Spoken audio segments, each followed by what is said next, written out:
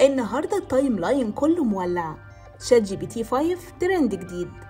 البوت بيقولها لك بشكل واضح وصريح. سيبنا افتح ايميلك واشوف بتعمل ايه وبتكلم مين. اهلا بيكم في حلقة جديدة من بودكاست الترند بيقول ايه، واللي هنتكلم فيها عن شات جي بي تي 5. الاوبن اي اي اطلقت شات جي بي تي 5 رسميا. بيقولوا عليه انه اذكى واسرع واكثر مرونة من اي نسخة قبل كده. وعلى فكرة النموذج الجديد متاح حاليا للنسخ المجانية والمدفوعة، يعني لو بتستخدم النسخة الفري هتاخد شوية وقت تجربه قبل ما تتحول تلقائي. طب ايه الجديد في النسخة دي؟ باختصار، البوت ده جاي يشتغل معاك أو عليك، وجاي بميزة قلبت الدنيا حرفيا. الميزة هي انك تقدر تربط الشات جي بي تي في نسخته ال5 بحساب جوجل الخاص بيك، يعني الجيميل والدرايف، والبوت ساعتها هيتحول حرفيا وهيلعب دور مساعدك الشخصي عشان يقدر يدخل يفرز ايميلاتك ويحجز مواعيد ويرد على رسائل الشغل، كل ده وانت نايم. في ناس هتقول الله دي حاجة حلوة قوي.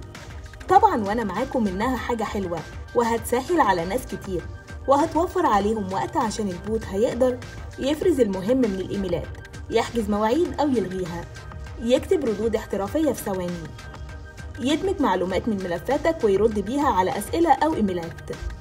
الانطباعات الأولى للمستخدمين كانت مختلفة كالعادة بعد ما جربوا نموذج شات جي بي تي 5، والحكاية بقت مثيرة. شركات كبيرة زي BBVA بتقول البوت وفر لهم وقت الشغل كان بياخد ساعات، أما شركة زي ريدت بتقول ده أسوأ من شات جي بي تي 4، وده بسبب ردوده اللي بقت قصيرة سطحياً. وفي مستخدمين اشتكوا من انه بيوفر 200 رسالة بس في الاسبوع لنسخة البلس ومفيش رجوع للنسخ القديمة. طب لما طلع حلو وبيوفر وقت وجهد وشغال مساعد، الناس خايفة من ايه؟ الخوف هنا ما كانش من جودة الردود، في قلق كبير من موضوع الخصوصية.